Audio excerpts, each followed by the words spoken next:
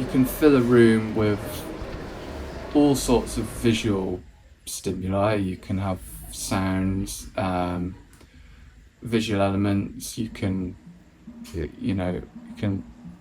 have scored elements, but a lot of the time it comes down to just knowing like where the game is, or waiting to see where the game is for them.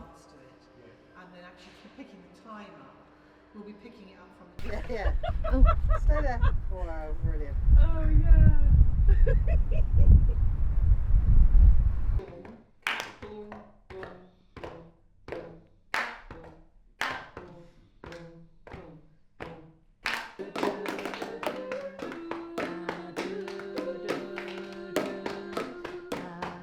We kind of came into the studio and just did lots of like free play with like different materials, and then just kind of organically through that kind of discovering like different kind of things like through the play and through the workshops. We got these kind of micro little bits of like scenes, for want of a better word. So we kind of had them, and then Charlie had already like composed some songs, so then we all had the voice workshops and I learned what Charlie had prepared and then played around with that, and then it kind of organically turned into this performance. And then we went out to the beach and kind of set up our set and explored the environment, and there was a couple of changes like to what was in the studio, but it was a really kind of great process, and it was nice working like as part of quite a small team, kind of each bringing something different into the space.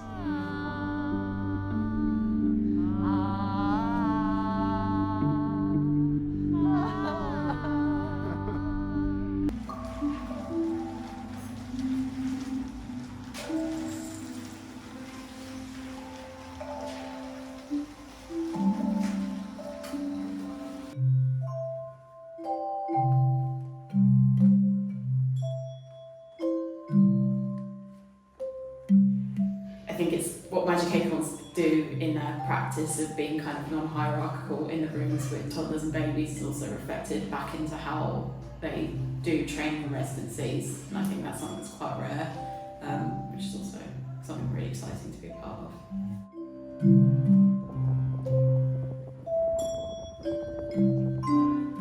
One more time. 1, 2, 3, 4.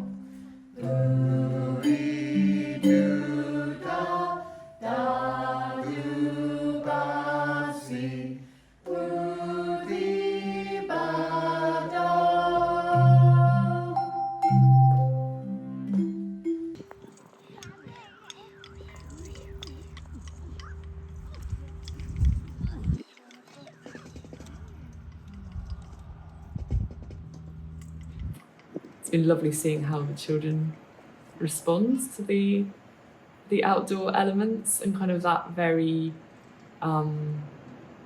innate kind of just wanting to kind of play with the sand and play with the pebbles and just being that real kind of presence and connection with those kind of natural elements has been really lovely to witness.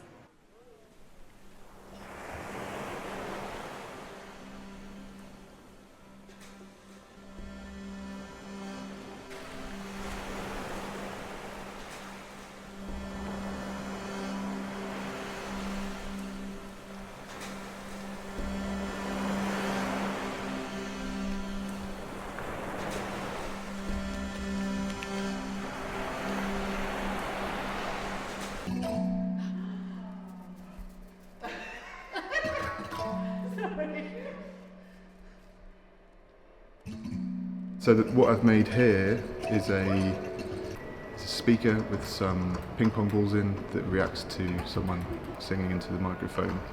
They kind of bounce, they're illuminated with UV light. There's another speaker mounted on the ceiling with a chain in it, and it does the same sort of thing, but as audio comes in through the microphone, the chain dances, and it's lit in such a way that it looks like almost like a naked flame. And then we've used two capacitive touch sensors on the rear wall which is then plugged into a computer and a synthesizer that is basically played by people touching each other.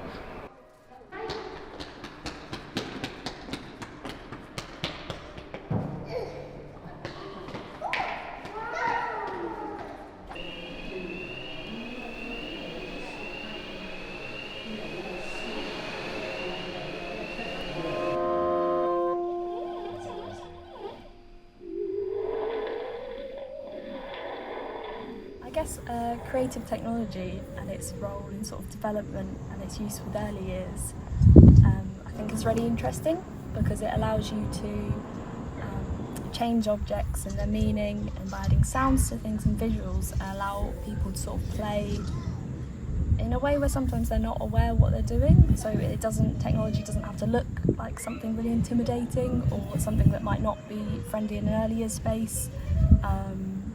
It can still sort of be soft and make a sound, or you can play with projections and shadows and really get playful with that.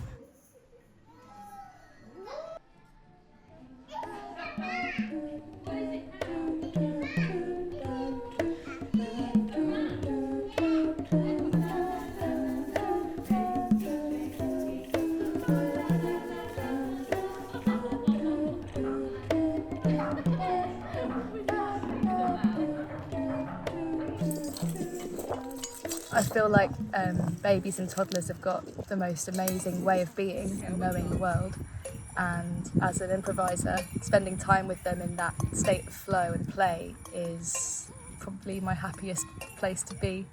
And it's quite rare that you have arts offerings for that age group that are genuinely seeking to connect with the